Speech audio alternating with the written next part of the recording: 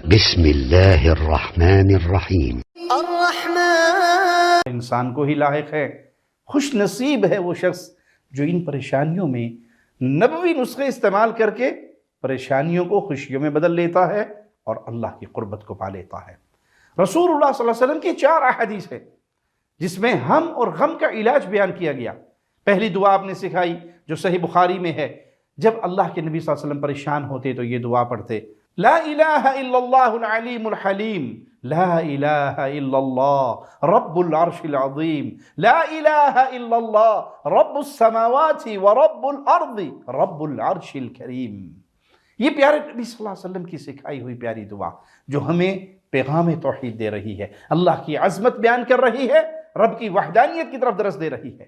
سیدہ اسماء بنت عمیس رسول اللہ صلی اللہ علیہ وسلم کے پاس آتی ہیں، پریشان ہیں، تو آپ صلی اللہ علیہ وسلم پریشانی کے وقت ان کو الفاظ کیا سکھاتے ہیں؟ ابن ماجہ میں یہ روایت ہے، اللہ ربی لا اشرک بہ شیئا، اللہ ہی میرا رب ہے، میں اللہ کا شریک کسی کو نہیں بناؤں گا۔ اور ایک روایت میں ہے کہ رسول اللہ صلی اللہ علیہ وسلم نے پریشانی کو دور کرنے کی یہ دعا بھی سکھلائی، اللہم رحمتک ارجو فلا تکلنی الی نفسی طرفۃ عین وَأَصْلِحْ لِي شَأْنِي كُلَّهُ۔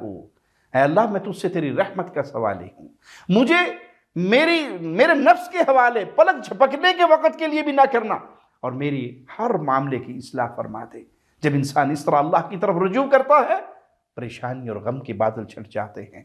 اور ایک روایت میں ہے کہ یونس علیہ السلام نے مچھلی کے پیٹ میں جو دعا کی تھی، پریشانیوں، ہموں اور غموں کو بھگا دیتی ہے، لا الہ الا انت سبحانک انی کنت من الظالمین۔ یہ دعا بڑی عظیم ہے، کسی کو کوئی بھی غم ہو اس دعا کو یا ان دعاؤں کو پڑھے، اللہ کی رحمت سے غم دور ہو جائیں گے، اللہ کی قربت ملے گی، عقیدہ توحید کا فہم ملے گا۔